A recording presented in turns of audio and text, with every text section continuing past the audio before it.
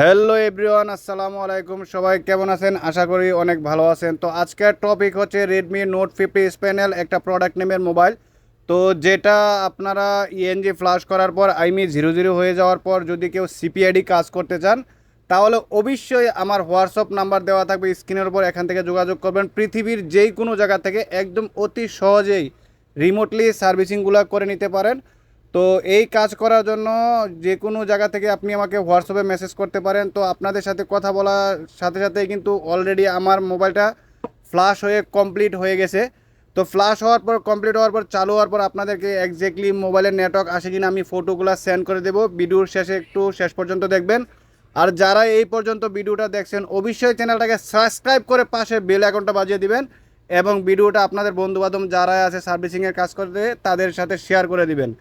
তো বিষয়টা হচ্ছে আজকে এই পর্যন্তই। আসসালামু আলাইকুম। নেক্সট ভিডিওতে আপনাদের সাথে আবারও দেখা হবে। ধন্যবাদ। এবং পাশাপাশি আরেকটা কথা বলার বাকি ছিল, সেটা হচ্ছে আমার ইউটিউব চ্যানেলেও আরও অনেক বিভিন্ন ধরনের মোবাইলের সার্ভিসিংয়ের ভিডিও দেওয়া হয়। তো সবাই ভিডিওটা ভালো করে দেখবেন। ধন্যবাদ।